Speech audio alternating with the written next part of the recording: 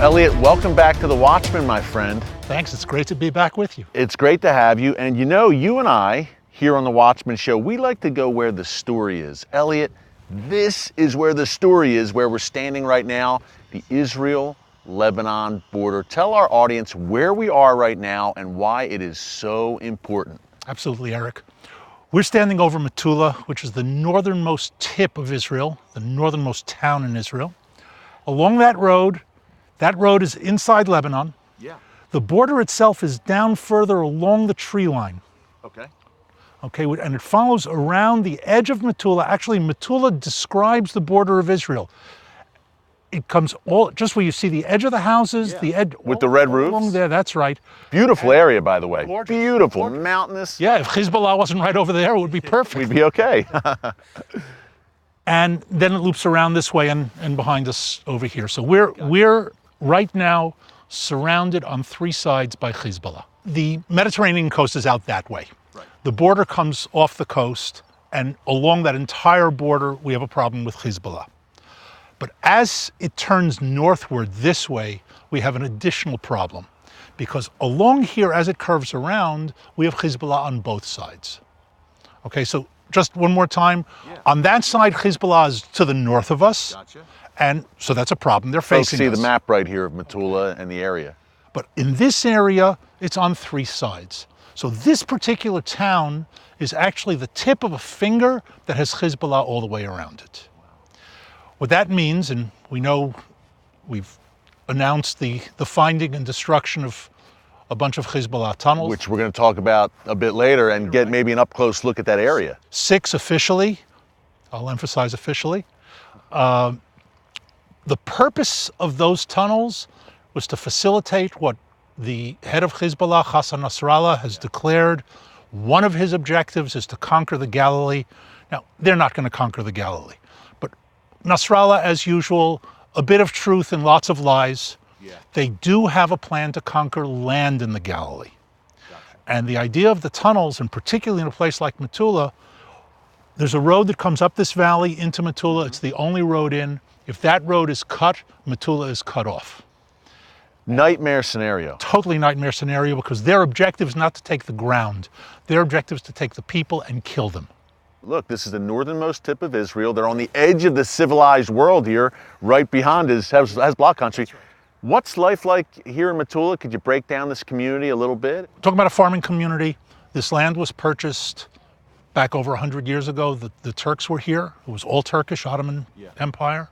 Then the British and French came in, separated what the French called the Mandate of Syria, which included Lebanon of today. The British called the Mandate of Palestine. Again, a whole story, why Palestine, right? But they drew the line around Metula. Okay. And the fields became part of the French mandate. When Lebanon came into existence, now it's Lebanese territory. And here, you know, we talked about the border. It came into existence when? In the 40s. In the 1940s. So people at home realize the modern Middle Eastern map is pretty recent. It's all in the last 100 years. Something I should mention here, because I think it's really important. I mentioned the border before, we talked about it. You know that Israel and Lebanon don't really have a border. How's that? Because a border is a recognized line between two countries. Lebanon doesn't recognize the existence of Israel, so it can't have a border with Israel. We have a UN certified line that we withdrew to in 2000. And the UN said, as far as the UN is concerned, Israel has withdrawn from all of Lebanese territory. Lebanon has never recognized that we exist on this side of the line. So it's not a border, it's a UN demarcation line. And that's not just Hezbollah not recognizing. I'm talking about the Lebanese government. The Lebanese government, which Hezbollah has kind of co-opted in a lot of ways, yeah. But we're talking about Lebanon ever since there's been a Lebanon. Yeah, and what a beautiful, I mean, we see the fog rolling in a bit here, Elliot. It's just a beautiful mountainous region. It's a beautiful place to live. It's a vacation spot. Yeah. You know, there are a lot of hotels in Metula. We stayed in one last night. Yeah, there's a beautiful community center with an ice skating rink, the Canada Center. So this is a place people come to go on vacation. And yet. But that's Israel. Well, Elliot, we were up high here at a high elevation on the Lebanon border. The fog is rolling in, as folks at home can see. So we're going to roll out and talk a bit more, I guess, about the fog of war that Hezbollah would like to create. Let's go to those orchards. And then down to the border. Down to the border. Let's go, my friend. Let's go.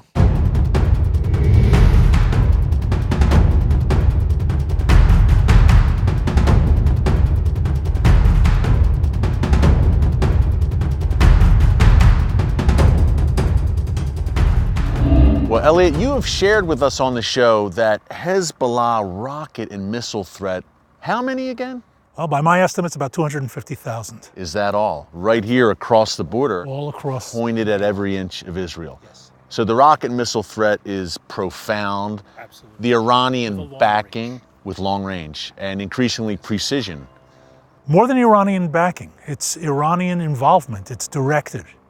In other words, Hezbollah, very commonly referred to as a proxy, is not really a proxy of Iran. It's part of Iran, it's a partnership. They get their orders directly from Iran, from the Revolutionary Guard. It's an arm of the regime. It's an arm of the regime. Okay. Rockets, missiles, well-trained from their battles in Syria and elsewhere, yes. Iranian backing. And now, a new facet, a new addition to this Hezbollah threat, terror tunnels. Yes. Over there on the border, you can see the army car out on the border. Right, yes. So that's where the tunnel went through the border from the other side, from that village, and into our territory. So the terror tunnel was found right there. That's the tunnel, the opening, one of them. One of them, key point, there's a few. We've officially announced finding 6. We know there are more. We know there are more that have not yet crossed the border.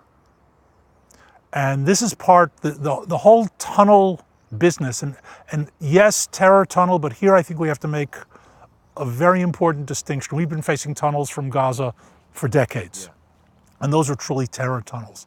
These are military tunnels. This is much more along the lines of think North Korea and the DMZ between North and South Korea. This is to move military force. So tell us real quick, refresh our memories, Elliot, that North Korea-South Korea border is completely honeycombed with tunnels that the North has dug, in some cases to move very large forces in. Now, I've known for nearly a decade, Hezbollah got equipment from North Korea. In the end, it's not clear how much of it they used, but already 8-9 years ago, we knew of their intention to dig tunnels here. Now, here also, digging is with North Korean help. Certainly North Korean advice. Advice, which makes sense because North Korea and Iran are good buddies, and Hezbollah. That's right. North Korea is in on this. You think, what's North Korea doing in the Middle East? North Korea is involved with Iran, with Syria, with Hezbollah. When we talk about digging, let's keep in mind that we're really talking about excavating. This is limestone. It's not sand. It's not earth. So it literally means tunneling through rock. First to go down the many stories down that they go, which is part of the deal, and then to come across. And this is work that's been going on for years. One of the biggest problems they've had, and it's one that was one of their giveaways, is what do you do with all that material that you take out? Okay, in Gaza it's sand, you just spread it around, it disappears. Here we're talking about limestone. How do you get rid of tons and tons and tons of limestone? It was one of the giveaways.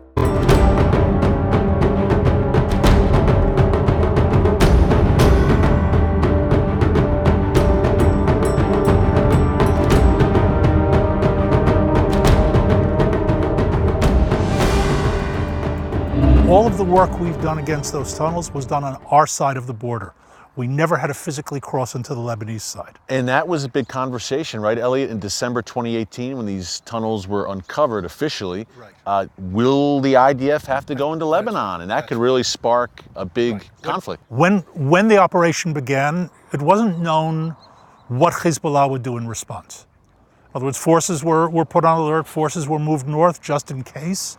The border was kept quiet and they kept it quiet, and frankly I'm not surprised because I think that while this was a setback for them, they know that the next round is going to be the last one. Yeah, for them, for Hezbollah, this is it. Yeah. Right. And Iran knows it. So they're not going to, let's say, they're not going to launch before they're ready to launch. Yeah. If we set them back a little bit, we set them back. But it's not enough. They know it's not going to be a skirmish the next time around. That was the mistake they made in 2006. It's going to be a full-fledged and we're not going to let it happen a second. Israel won't hold back this time, nor should they. They shouldn't have done it the last time. So what I see up here is sort of the opposite of the Gaza situation. We're not going to see a slow burn, minor incident, Flare up. escalation. Yeah. That's not happening up here. Here we're going to go from 0 to 100 in one sweep. Elliot, this next war is going to be big. It's going to be nasty, as you've described for us here on the show before. Absolutely. And they know it. In other words, they've reached the point where they are a sufficient threat to our security that we can't afford to allow what's been going on, let's say, on the Gaza border to happen here. They've just amassed way too much force, way too much power. And when, because I believe it's a when and not an if, they decide to use it, we're not going to leave them sort of half back in the game. And they know it. We've been very, very clear about it. This is a threat that must be crushed decisively once and for all. Yes. How big of a black eye was this for Hezbollah? An embarrassment, number one. Did it make Iran, their Iranian masters, mad? And number two, how crucial were these tunnels to Hezbollah's strategy to attack the north? Okay. First of all, it's a black eye. Certainly, they've put a huge amount of effort, resources into excavating them, and there are more. So this is not total. It's a setback. An embarrassment for sure, because as much as Nasrallah in a speech tried to laugh it off, this hurts. You don't invest, anytime you invest that much in any sort of method, if it's thwarted, even partially thwarted, it hurts you. And if you thought you were doing it secretly and you found out that it's not such a secret, that hurts you in many, many different ways. So the purpose of the tunnels was to get advance parties into Israel. Small units, say dozens for our purposes, maybe even less than that, to get in and grab key tactical areas, whether it's a high point, an observation point, an intersection, a road, in order to block off an area, prevent Israeli forces from getting into that area, and allow those assault companies to cross over above ground. So you'd have above ground and below ground. Coming up first below and then coming in from above. If they take ground that happens to be a populated area and they kill 200, 300, 400, 500 civilians and then get wiped out, that's a victory for them. Wow, they kill civilians, they plant the Hezbollah flag on Israeli soil. Take the selfie. The selfie with the flag, the image beams out, Al Jazeera. And we conquered the Galilee. That's the idea behind it. What you're describing is not a bunch of ragtag terrorists in caves, which is the image I think sometimes people at home have. This is a well-equipped, well-trained terrorist army. Uniformed, equipped, organized as an army in companies, battalions, brigades, with a command structure, logistics, communications, intelligence, everything that an army has. Highly motivated, well-trained by Iran, combat experience in Syria, a threat. Now, a threat to overrun Israel? No. But a threat to cause a great deal of damage and kill lots of civilians in the process and make the fight against them a serious fight.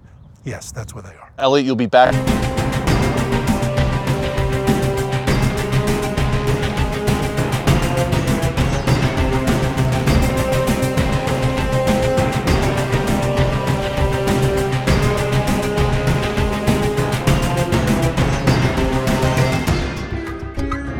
Vav, thanks so much for joining us today. And man, you have quite a story to tell. Your orchard right over our shoulder here, that is where one of those Hezbollah terror tunnels that we're talking about today, it was found in your orchard. Correct. Tell us about that. It's found in my apple orchards. Actually, the army gave me a call a day before the operation, and he said that they're going to do some job in this area, so please to make sure we will not come close. And we didn't. But it's something that happened by the routine. It's happened every few weeks, days, that the army asks for you not to come close to the fence or not to go to the orchards. So we didn't think that they're going to start digging and find the tunnels. This was no different, you thought, right? Yeah, just another regular day in our life. Your orchard, exactly. You're a farmer here, of course. Yeah, if you live on the border, you know that you need to listen to what the army asks you to and what he's telling you to do and not to do, where to go and not to go. So we didn't went close to that day, and overnight we found the next morning that they found a tunnel that came from Lebanon, from the houses in Lebanon into Israel. So Livav, just so everyone at home gets this straight, what you're telling us is Hezbollah, and the border is right there. The Lebanon border is right there. Hezbollah country's right there beyond your orchard. Dug tunnels from right over there under the fence into your orchard on Israeli territory. Correct, in my apple orchard actually, and just one day you see that. The army tell you not to go to the area, and the next day you find a terror tunnel inside your orchards. 2 weeks before that I was picking the apples over there. You don't hear anything because it was very, very deep, and you don't have any clue. So you didn't know they were digging. You didn't hear any digging sounds or anything? No, nothing. Because it was so deep under. It was very deep. It was very professional building. The terror tunnel was built in very professional, and it's something that you cannot expect. So you can see over there is a black van. This is where the tunnel crosses the border. And just behind you is our neighborhood where we live. This is where I grew up. Just behind you is my parents' house. It's scary to think what was happening if the army wasn't make this operation. And if Hezbollah was able to make this tunnel to work. And if Hezbollah warriors was coming into Metula, because they was planning to attack Metula. Back home I have 2 children and a dog, actually a puppy. And just to think what could happen what could happen to my family, to my house, to my home. This is something that makes you think more than once about how it's to live over here. Yes, it's a beautiful place. And thanks to the army, to Israel army, it's safe here. Our neighbors not behave like us. They don't acting like us, and they don't thinking like us. They're thinking how to kill us and how to take over our land and our houses and homes. And this is something that you have to remember all the time and never forget. We have to keep going. We have keep going, and we build this orchard again. And I invite you to come back in another 5 years, and we will go together to pick a new apples from the new orchard over there. And I really, really hope that in 5 years from now, we will make a different story about a different life and more comfortable life like you have back home in US.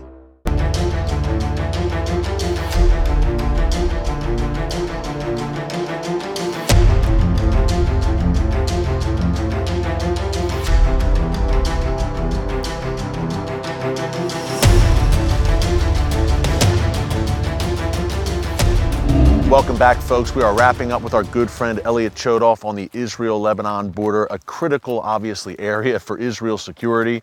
But I think where we're standing right now, Elliot, may be the most critical spot in northern Israel, in a sense, when it comes to the Hezbollah threat. Where are we right now? Why is it so important? Well, right now we're walking on the security patrol road of Metula. Gotcha.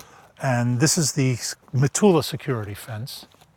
But just on the other side that we're coming up to is the border fence, the border security fence with Lebanon.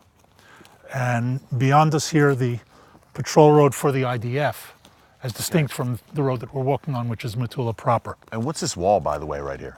This wall is to protect us from snipers. If they start shooting at us, this is where we're going to want to take cover. I'm glad we're standing here right now. A good place to be. They're not that accurate, though, so it's okay. Thankfully, thank God. So, Lebanon's right there. It's a 10-second walk, folks, from where we're standing right now. It's right there, and which means Hezbollah is essentially right there, right? Right across that fence. And I wouldn't be surprised if some of them are dug in watching us from the field. Wow, okay, I won't wave and take any chances, but thank God I'm with an Israel Defense Forces Reserve Major, a warrior, and a strategist, Elliot Chodoff. Remember, the cover is over there. Yes, it is, but it's good to know that the wall is behind us. No entry, closed military area. That's the IDF patrol road, the electronic fence, and Lebanon just beyond it. And Elliot, you were saying off camera, we were chatting, this, where we're standing right now, folks, is the northernmost point in all of Israel, right? Right here. This is it. From here north, it's Lebanon. Yeah, from here north. You're basically, folks, what you're looking at is the edge of the civilized world, because just beyond, like a few paces right there, is Hezbollah country. Right, the barbarians. The barbarians, they're literally at this gate right here that you see. Elliot, as we wrap up here, what comes next? Does Hezbollah continue with these efforts to dig the terror tunnels? What are we looking at? Hezbollah continues to prepare. They're preparing for the war that we all know is coming. It'll happen when Iran gives them the order. So they're going to continue excavating the tunnels, continue building up with the weapons that Iran is shipping them. Well, Elliot, that great northern war is coming. It's not a matter of if, but when. Yes. Thankfully, we have you here to break it down for us and make sense of it all. Thank you so much, my friend, for joining us. Always a pleasure. We'll see you again soon. Absolutely. Folks, they do not come any better than Elliot Chodoff. And you know, our team at Christians United for Israel, we'd like to bring you top strategic and military analysts like Elliot and bring you the truth about what's happening here in Israel, in particular now today on this Israel-Lebanon border. This is a hot spot. We're going to continue to bring you these kinds of frontline reports that you just won't see anywhere else. So join our movement here at Christians United for Israel. You see the website, you see the phone number there on your screen. Call, click, and join this movement. 5.4 million strong and growing every day.